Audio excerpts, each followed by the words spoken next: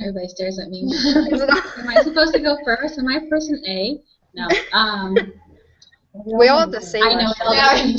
That's why. Should we just go through the different things and talk about them? Sure. Yeah. So let's start with the first thing. What was it? Sorry, I have to read. Special needs video. Mhm. You guys all read mine. And then as I read yours, and I'm like, oh, that's how I reinforce it. So I think I'm more like Tori, where I ignore it maybe, and it's that's more reinforcing the behavior, I guess. I don't know. I haven't really been in a situation too often where that's been presented. Yeah, same here. Yeah. So it's hard for me to know how I would have reacted. I'm like, I think most of you said you're a little bit. I said I was timid.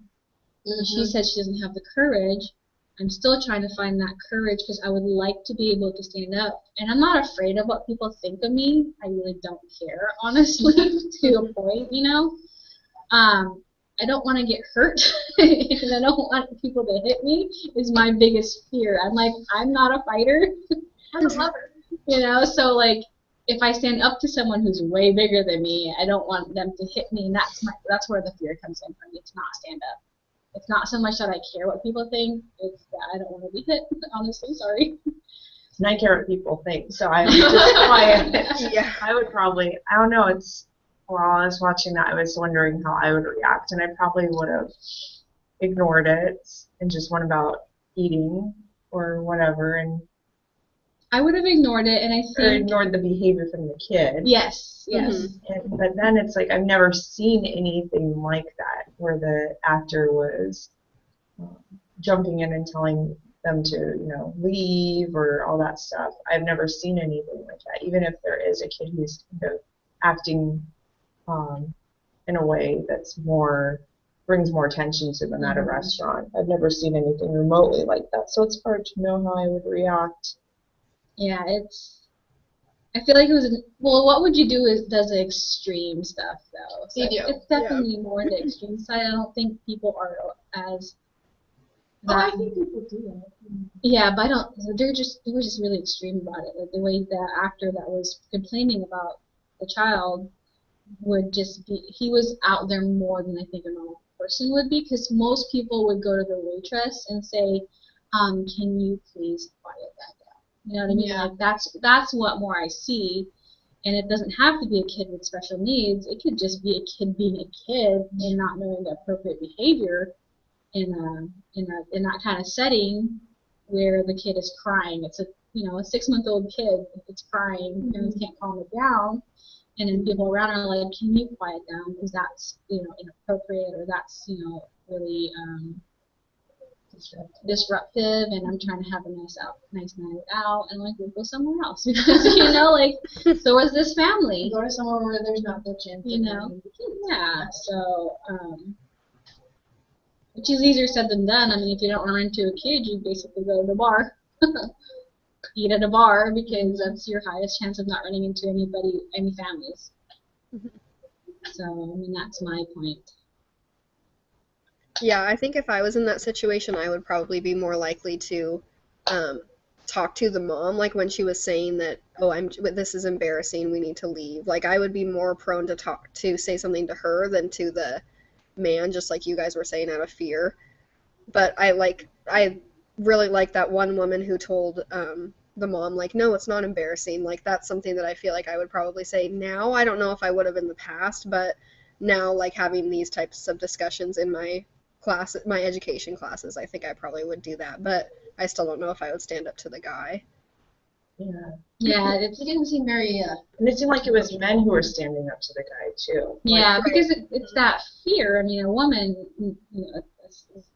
as far as we have talked about with the whole male and female thing, female generally, I think, are intimidated by men. If he did not seem, happy to begin with, I wouldn't want to. Yeah. So.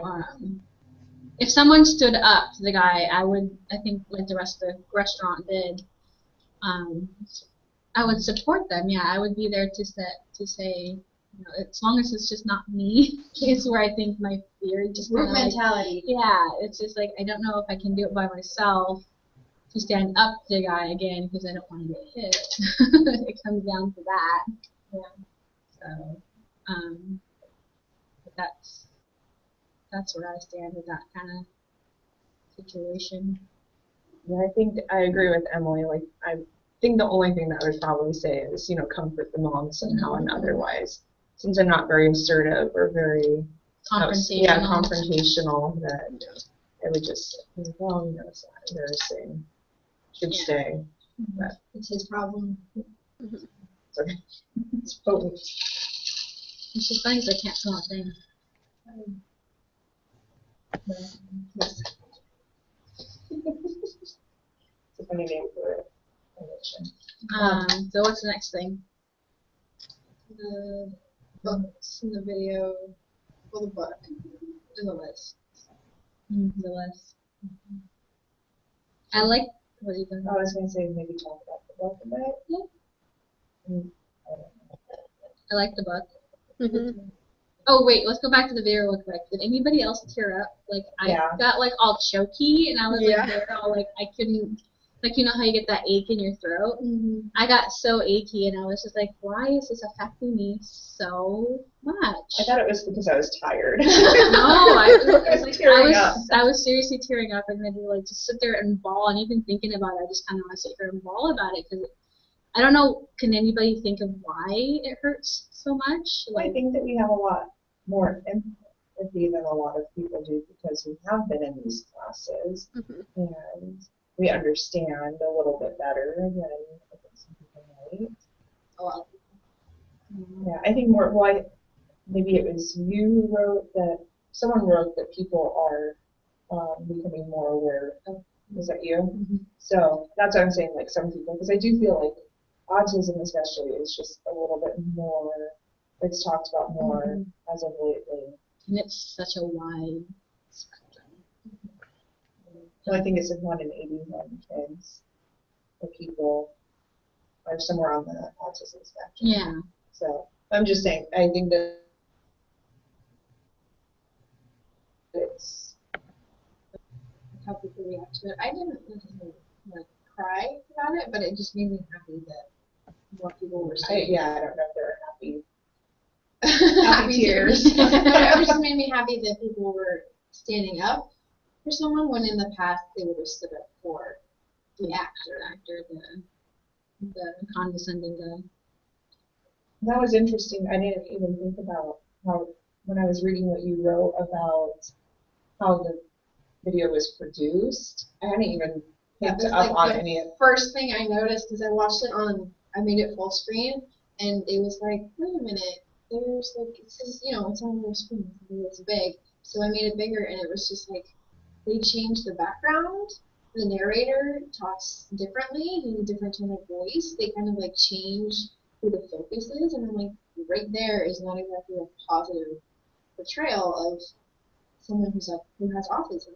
After reading yours, I'm gonna have to go back and look for that. Yeah.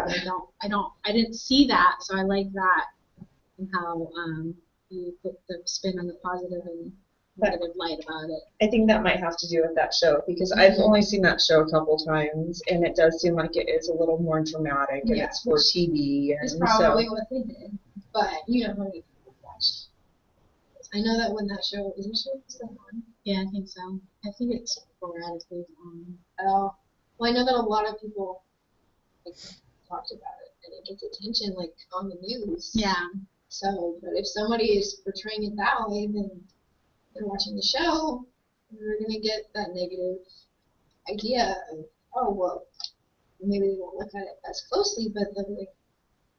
So when did they change it? Did they change it from when they were talking about the actual kid who has autism to the... When they were talking about that, when Andrew had autism and they had, Andrew loves to go out to eat, but his mom would say this wasn't always easy, and then it like focuses in, it's like the first 5 minutes of Andrew has autism, and it's just like, there's more pauses for like And Well, like again, More there's an dramatic emphasis effects. on his the fact that disability. he has autism. Yeah. And it was just like, I know what you're talking about when, yeah. it's right at the beginning. It's interesting. Because, like, I noticed that they, like, kind of faded out the background and made him the focus, which, you know, is good because it's focusing on him, but at the same time, it's also and this is, because he has autism. There's a reason for it. Yeah. That was the first thing I saw. Emily? Yeah, I think that goes with like one of the criteria for evaluating books, like focusing on their, like just making it dramatic and focusing on their disability. Like I appreciate that they talked about like they worked through it and now he can't go out to eat, but I didn't notice that either about how it was. I can totally see that though a lot of times in media when they're talking about someone with special needs, it's made to be like negative or like detrimental to the family kind of. It's interesting because when it is portrayed in media, a lot of those things on the list are present. You know, like Mm-hmm. overemphasize or like making it super positive, or Yeah. like when they're doing ordinary things, they're like the hero for being able to do those ordinary things. And it's like instead of just kind of I don't know, it's just kind of interesting because when I was reading through that list, I was thinking more of how they're portrayed in media or stuff like that. That what would you do sort of video. It was interesting because yesterday I was a para in a special ed kindergarten class, and they were working on, you know, fine motor skills, and they were cutting, but then they were getting rewarded for being able to glue a piece of paper inside another piece of paper, and it was like a reward for them. And it was like, well, this is, you know, something normal child could do. I really like praising him so much and giving him that idea that he needs, that even the littlest things he does, which, you know, the rest of us, albeit, can do easier, but it's like we're like enforcing that the little things you do. I don't know if it's different in the classroom than I was thinking more of like in the terms of how they're portrayed, where I don't know. I kind of can see because those are skills they're working on. I don't know. It's hard when it's in the classroom. In the classroom, I guess it depends on the child themselves. Like if it's something that they really struggled with, or maybe it's something that, well, maybe you haven't been there. Have you been there all year? No, but So that's the thing. Maybe in the beginning it's something that he really struggled with, or in the beginning it was something he didn't want to do because it seemed too hard.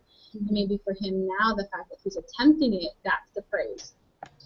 So I guess you gotta look at the context of what they're praising. If it's just praising to do it, and it's something that he could have been doing from the beginning, and it's just, then yes, I think that's a little bit more negative as opposed to something with praising where he struggled with it, and now it's easier for him, or it's something he never even wanted to attempt, and now he does, and he understands that he can actually do it instead of going, I can't do it, he won't ask me to do that. You know, I guess it depends on the context of what they're praising him for.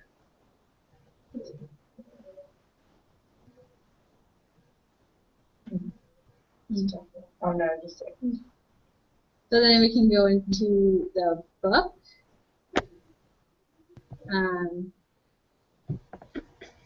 I'm happy I bought the book. Yeah, I finished it in one night. Yeah, I think everybody finished it. It was a really,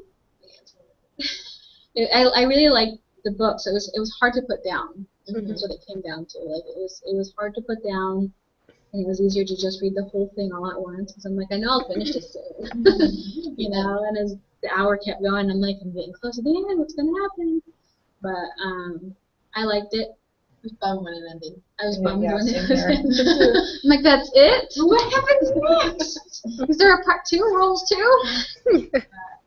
I don't know. It's definitely something even someone without a sibling that has a disability could relate to. Maybe someone who has just a sibling at all. I mean, I can't relate to sibling because I don't have any, but I can relate to the struggles maybe growing up of that fear. It always comes down to that fear of the way people look at you and the the judgments that you get, the looks that you get. I mean, I've been guilty of looking at people with a disability, trying to kind of figure out, like your head spins and like, oh, I wonder, what's wrong with them, like in the past. But so I can relate in that aspect of it, where it's hard, I guess. I think that it's a good book to have kids read so then they can kind of get a little bit more understanding and a little bit more compassion for people. I like that compassion. Because I mean, at least when her neighbor moved in, she was, the girl, Catherine, was her name, right? She was so scared about what her neighbor was going to think, and then her neighbor didn't really think too much about it. It was that other boy Ryan who would come in and know whatever he was doing. But I think that it's just kind of nice because books like that can take away that fear that kids might have of other kids who are different for whatever reasons and realize that they're not really all that different. Yeah, definitely. Because some classes don't have any kids with special needs in them. And I think that I've been in a couple classrooms where there has been a kid with special needs and the kids really rally around that kid. That's, There's and also are that, there to support them any way that they can. And Yeah. it's been really nice to see. But then there's the classrooms where there aren't any kids with special needs. And they're not getting that experience of interacting with someone with special needs to know that they have a lot of similarities. And so having a book like this would be another good way to expose them. Yeah, I wish I had this book in this class when I was in the classroom that had a student with a special needs. You'd remember it. It's from the first grade class when I had Nancy. We had volunteered in the classroom. There was that one. Yeah, I know who you're talking about. But now I can't think and remember whether or not the kids rallied behind her or if they were more afraid of her. I think the kids ignored her behavior a lot because my uncle actually had her in his classroom, and I think that kids are used to her behaviors and they just ignored them. But she was a girl who had autism and she didn't really communicate her needs. She had, and she would scream a lot, and it was in the first grade and second grade class that I knew of her. And actually, I nannied a kid who was in the class, so I'd hear her come home and talk about the girl, and she's like, "Oh, she screamed a lot today." So but they didn't really connect with her. Yeah, and that's it. I think it would have been great. Like if I had this class, then I would have been better prepared to help find a way to help the kids to relate to her now. Yeah. So it was hard, I think, with that girl because she was kind of in her own world and she wasn't really connecting with kids, and so I don't think that, and there wasn't really a bridge for them to connect. And I don't know if things have changed. She'd be in 6th grade right now, so. I don't know either. I was just like thinking, I wish I had it then, because then I'd be like in my mentality today now, where I am more prepared to help kids understand her. And maybe there won't be a bridge for them to connect, but then there might be that bridge for the kids to have a better understanding of her. You know what I mean?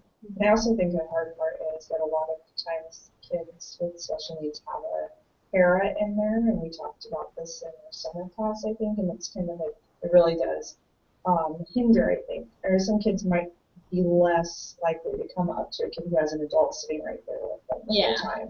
And that girl did have an adult with her most of the time. And there's a boy that I knew who had cerebral palsy, I think, and while he had a para in the classroom, kids rarely approached, but when that para left, that's when kids felt more comfortable to kind of approach him and get to know him. And then they started learning that even though he didn't communicate verbally very much, but they started to notice that, okay, he's a very typical 4th grade boy in a lot of ways. So, but that happened after that adult kind of left. It's all very interesting. There's a lot of components to it. I think it also has to do with how often the kids in the class, because we have a girl right now who's out of the room a lot. She's only in the room for an hour, like spread out between the whole day, and it's at the end of the day. So there's not very much time for them to build that relationship, and they've gotten to the point where they know have temper tantrums and then they're just gonna act out and they just more, but they don't really make that effort to realize, oh, she's the same as us. It's hard for first graders, so they need the teacher that needs to step in Yeah, and help. That's just, I think that's where the books come in. Yeah, I was gonna say that Amazon link had a lot of picture books about kids with autism that I'm interested in looking into them because there were like at least 5 different ones that would be like friendly for first and second graders. Mhm. And I want to buy these books, but I've already spent like $300 on scholarship this year alone. I know. I don't know if my husband's gonna let me buy any more books. For your kids? For or- my kids. Yeah. It's for my kids, but they'll eventually outgrow them. So I give them close to me. So I bought a bunch of books this year, and it's just because it's like a book set, like the Magic Tree House book Oh, set. yeah. I keep buying them, and Well, then you just wait until you find out what grade you're teaching next year, and then you buy books that are appropriate for that grade. So I think it's good to have these lists handy so then we can look back at them when it's time. So then when it is time to start building our classroom libraries, and we can put some of those books in there so then it's not a classroom that doesn't have any or 1 or 2 books yeah. like that article said. That was, So like, small. I know it's funny because I was in my CT's classroom the other day, and with all the books that they have in the classroom, I kind of started flipping through them. I was like, "It's kind of old. What's this one about?" And I'm kind of like judging it, like seeing what it's about and how it's portrayed. I'm like, that's not old. That's really old school. And I'd put it back, and I'm flipping through the other books, and I'm just like, huh. your teacher has been teaching for a long Oh yeah, time. she's been teaching. And I think that when it's a teacher who's had a classroom for 20-some years, that sometimes they don't really update their books as often. That's I'm noticing too a little bit. So it's I guess a hint to us to stay up to date on our books Mhm. and a current trend in teaching. Sorry, that's all. Politically correct way. Trend. Anybody else have anything to say about the book?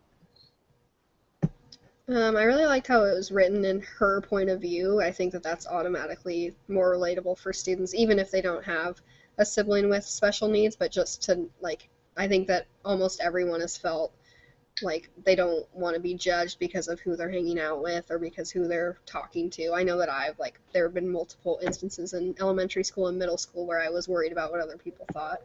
So I think just, like, having the I language in there and, like, being able to put themselves in Catherine's shoes kind of is. Yeah, definitely. I like her point of view too. have any of you read the book Out of My Mind? No, I can't say I have. So it's similar. It's written for a similar level, and a girl that I nannied recommended it to me. She said this. She's like, you know how much I love to read, and she was a 4th or 5th grader at the time. She's like, how much I love to read, and this is my favorite book. So that says a lot. And I read it as quickly as I read this book, and it's from a kid's point of view who has I think cerebral palsy or something similar to that, and it's just really eye-opening to how their mind can work even if they can't verbalize it. And I think that really opens. That one? Yep. I think that would really open up their students' minds to maybe this kid in our class can't tell us what they're thinking, but they've probably got a lot going on in their head. And it was just really a really interesting point of view. But I think that those 2 books hand in hand could be really beneficial for a classroom. Yeah, reading this book, I feel like it's opened my mind a little bit more on trying to see perspectives from, different perspectives of how people view and, for this one, with the sibling, especially when she confronted her dad at the end of the book, like, I matter too. It's not just about, David.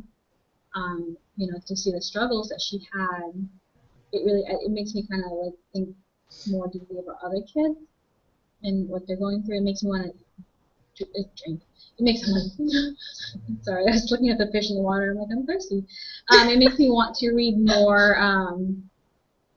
more books that aim towards would give this to kind of read more, like Wonder, I think is another Yep, one. that's another good one. You know, and I know you read that and you told me it's really good, and then I read this and I'm like, oh, this is really good. I'm like, I really want to read Wonder now. Well, I really recommend Out of My Mind if you liked this book, and Wonder. They're both really good and Yeah, that's this in category. I like before the class was published, I saw Wonder on the list, but I think it was from a different, like a class before us. But I know a lot of kids are into that. Like they have posters at the school that I work for at the Y. I really want to read that one. Yeah, and that one's even different in that it tells perspectives, I think about 4 or 5 different people's perspectives. Mhm. So it not only tells the kid who has, he has a physical, he just looks different physically. I don't think he has any disability, but it tells from his perspective and a family member's perspective and classmates' perspectives. So I mean, these are all really great books to help kids see different perspectives. And then that mirror and windows activity could be a really beneficial activity to incorporate with these books. Definitely. And it Yeah. almost might, I mean, it seems like if we had a 4th or 5th grade That's what I was class, just going to say. having kids choose one of these books to read and then do book groups on them and have these activities. And then they can share the book group and what they learn. Mm-hmm. I mean, there's lots that Lessons. could be done with these. Yeah, I really like them. And this class has made me love reading again. This is I know it's nice being able to read books that are fun. And not like 100 pages. Yeah, it's fun and it's a good read and it's not just gobbledygook. It's so like mentally drained from, and these ones it's emotionally draining. I think these books might be more than mentally draining because it tears at your emotions more. Mm-hmm. But I really like how it's opening my mind, and I really enjoy that perspective of it. Yeah, and I think they're really all like applicable to our future classrooms instead of, I mean, articles we take the information out and use them while we're teaching, but these are like concrete things that we could actually put into our classroom depending on Definitely. grade level. And these books though, they're kind of what grade level you'd say, like 3rd to 5th? The rules? Yeah. Yeah, I'd say probably 3rd to 5th. And I want to teach in a 2nd grade classroom, so I'm like, I'm torn now. I'm like, okay, let's see if I can teach a 2nd grade. I don't get to teach these books. Not necessarily. This could be like a read aloud. a read aloud. Yeah. And I think that this would probably be a good book to read aloud to 2nd grade. I have to censor one thing or two. I censor things quickly when I'm reading aloud to kids. I would read it ahead of time, and then I would put a sticky note there. Oh no, when I'm reading aloud to a 6th grader and I see like a bad word, I'll change it. I'm quick on my feet like that, so. Well, it's like I sent you that picture. Yeah. Something else. Sorry, I'm not a quick on my feet censor person. I'd have to plan it ahead of time. Sticky note it. White it look, out, it's right, funny. in different. So I went to look up your book, the Out of My Mind, and it's on Amazon, and then it says frequently bought together, Out of My Mind, Wonder, and I don't know what the last one is, The One and Only Ivan. Esperanza Rising is also on that. The One and Only Ivan's about that gorilla who was, and I mean I don't know why that one's connected to it. It's a true story about a gorilla who was kept in Tacoma, I think. But I don't. And that was a read aloud book that I was hearing in the 3rd grade class. Yeah, they're just I don't know why There's that 25 one. pages of customers who also bought this item, and then there's some that make sense, like Wonder, and then there's one like. I think it's just because they're high quality books. It's just a very interesting array of like what you get. You get like Wonder, and then you get I think those rules. are books that are typically read aloud in classrooms then. Mm-hmm. So then pretty much we only had in the book lists And the study, or the criteria. And you had said that you noticed that the book list, the word books, were the same on Amazon when you looked up, or you saw that they were on the list on Amazon too, right? Is that you? No, I mentioned that I read both of yours like right at the same time, so that's why. Yeah, it had the same, like they had some mutual books together. I'm thinking that's because it was by year, the books that won those awards. So it wasn't like a list of books necessarily, just a random list of books that were good. Okay. It was this won this award this This year, year. this year, this year, this year. So then that would make sense. They would translate over to the high quality books on disabilities on Amazon. Well, I noticed the link only listed 7 books, and at least the link on Canvas linked straight to a list that was only 7 books long. So at first I was like, "You've got to be kidding! This can't be it." And then I noticed it said the best ones, and it was compiled by one person. So I don't remember her name, but it was just like, And so then I just on Amazon I just did children's books with disabilities, and hundreds came up. So, and it was good that that I had that little list, but I was like, well, what she considered good or the best could also be different depending on the criteria she used. Did she look for all of the things that the evaluating children's books for this disability? So there were a lot on there. I was like, oh, that looks like a good book. I wonder if it would meet this criteria, or if it would go with more of this criteria. So it's just interesting. Let's see. You guys noticed that My Brother Charlie is one of the books. It's written by Holly Robinson Peete. She was in Mr. Cooper. I kind of wanted to read that book to see if it was about her. If she had a brother. Because I can picture the author, because she's an actress.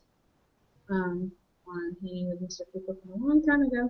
Yeah, I know what you're talking I have about. no idea what you're But they're probably not going to have any idea what you're talking about. Because we were like in middle school, and that was Is that middle school? middle school, yeah. Anyways, I was curious because I'm always curious how when actors write books write books and then have it illustrated by someone else to see if it's a personal experience they had or if they're writing from a different point of view or perspective. I haven't heard of her writing any other books, most likely. Yeah, I don't know a lot of actors. Sometimes I see them like, ooh, they wrote a book. I'm curious what that's about. A lot of them write children's book. I think Bill Cosby writes children's book. I don't necessarily. I don't know. So,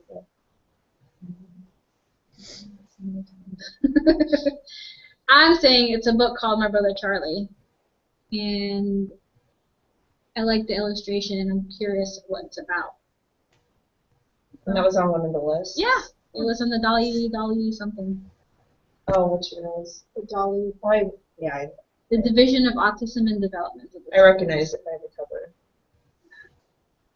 Yeah, see like the cover stood out to me, and then I saw the name of who wrote it, and I'm like, cool, I know who that person is because she acted, and I'm curious to see what that book's about. Obviously, being on this list, we have an idea what it's about, but like I said, I just want to read more books too. It's still a good way to get the idea and get the book out there and get the issue out there. It's not just using the fame for fame. Yeah. Why are books so expensive?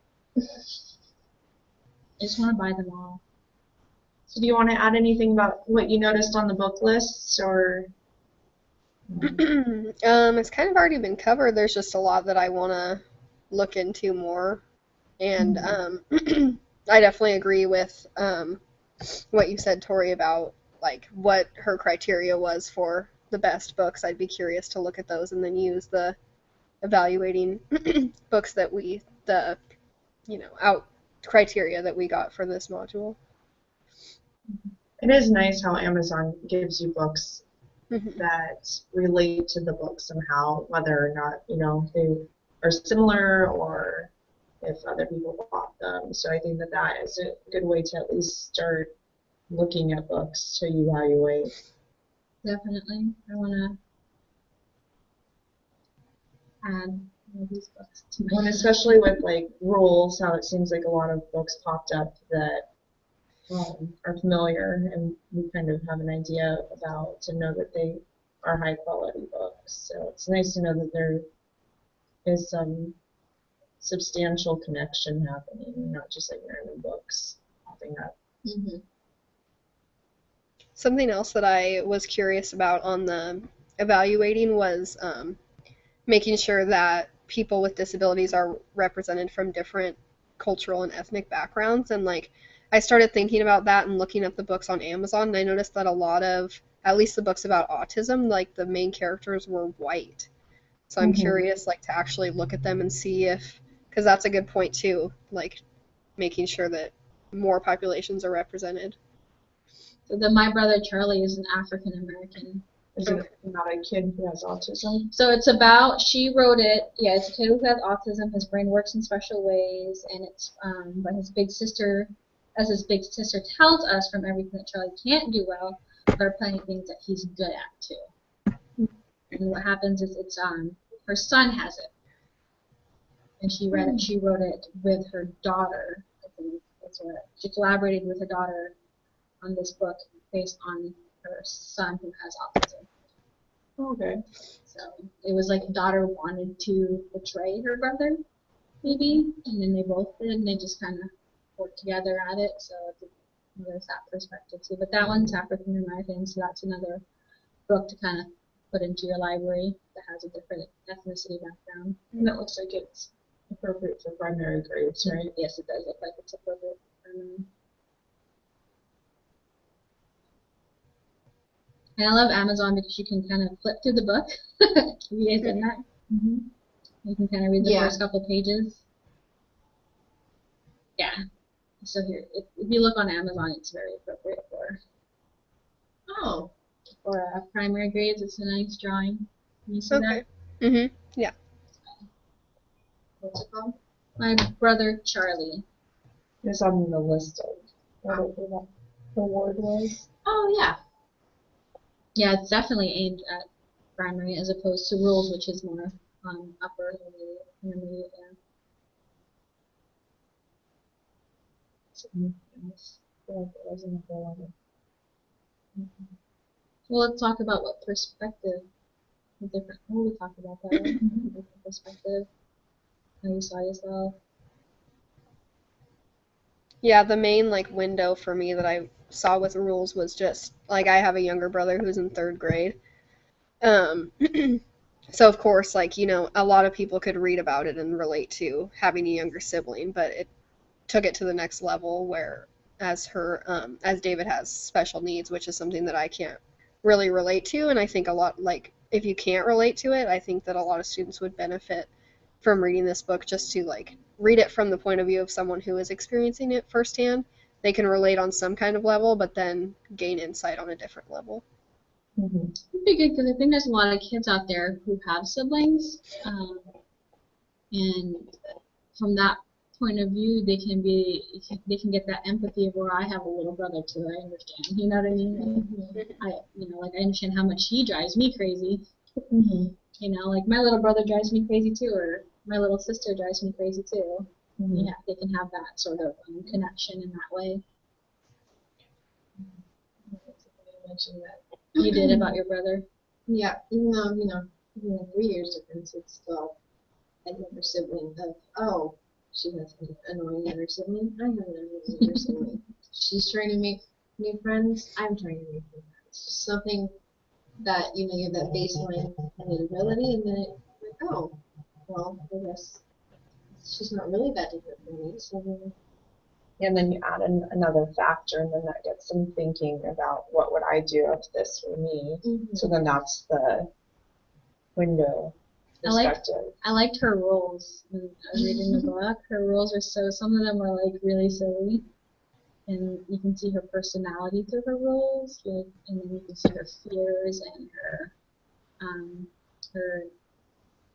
what people think of her, like through her roles, because and it just breaks my heart. Like sometimes people laugh at you because you're funny, and sometimes people laugh at you because they're laughing at you. Mm-hmm. And it's like, oh, how hard is it for her to write that, to tell her brother that role?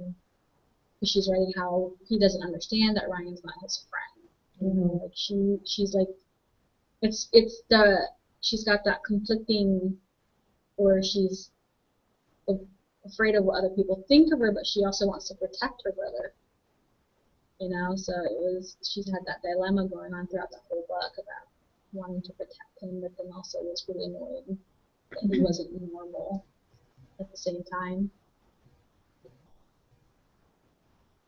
Yeah, and I loved their frog and toad dialogue. I thought Yeah. that was so sweet.